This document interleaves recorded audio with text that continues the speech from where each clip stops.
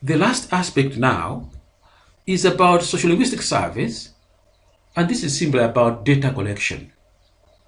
The methodologies of conducting sociolinguistic surveys are not very different from other methodologies of collecting data for research. So I will simply gloss over here, will not go into details, will simply gloss over, but the other methods of collecting information or data do apply in sociolinguistic surveys. Now, sociolinguistic surveys have employed all of the techniques used by surveys in social sciences, that is more generally. For example, you can use the interviews, tests, questionnaires, rating scales, non-reactive observations of ongoing behavior, and content analysis of printed materials. The only difference is for the subject matter involved, but the approach is just the same.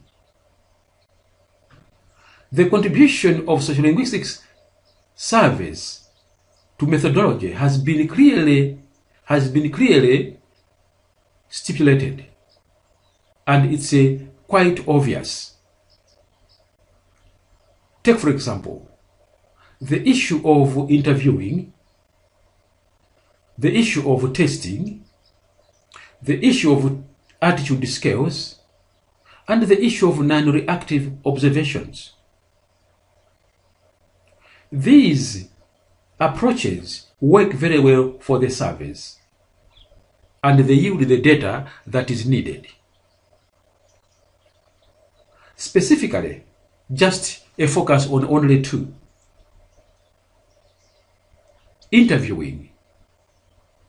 The main problem here is that respondents tend to interpret the situation as a formal one, and accordingly use speech appropriate to formal situations. That's the challenge.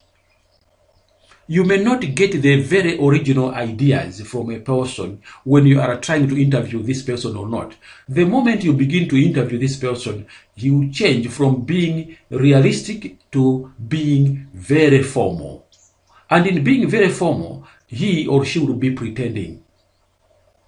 May not be using the language naturally. No.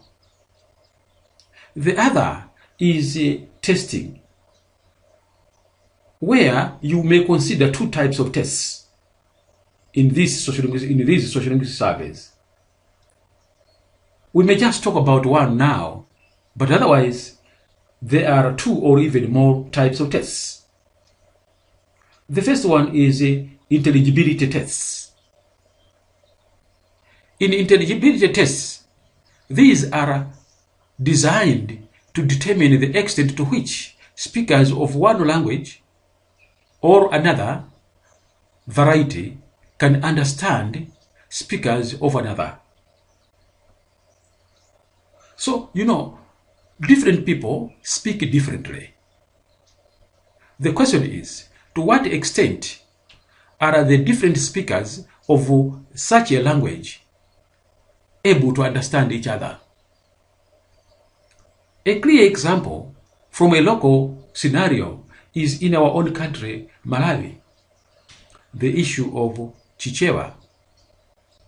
The Chichewa spoken in Kasungu, Chulu, and the Chichewa spoken in Lilongwe, Nkoma, the Chichewa that is spoken in Chirazuru. These are very different. But the argument and the issue is, to what extent is the Chichewa of Kasungu Chulu, the Chichewa of Lilongwe Nkoma, and the Chichewa of Chirazuru intelligible? These people speak differently, but the issue is, to what extent do they understand one another? That's very, very important. Now, as earlier pointed out, The methods of data collection in sociolinguistic surveys are not different from the other research categories. You can apply them the way you want. What we have pointed out is very different, is actually the material itself. And so, to end this lesson, it's important to appreciate that sociolinguistic surveys are very central in language planning and policies in education, because they are the ones that you can use to solicit information that you can be using for your preparation for language planning. Take, for example, the sociolinguistic surveys are going to unveil to you the total number of people who speak a particular language in a certain society, before you can use that information for making decisions. It is also going to unveil to you the domains in which that language is used, before you can make any decision. The sociolinguistic surveys will also unveil the geographical topographies in which a certain language is used, before you have to make a decision. You can also find out the prominence of the language in a certain society and why it is prominent in that society, before you can make any decision.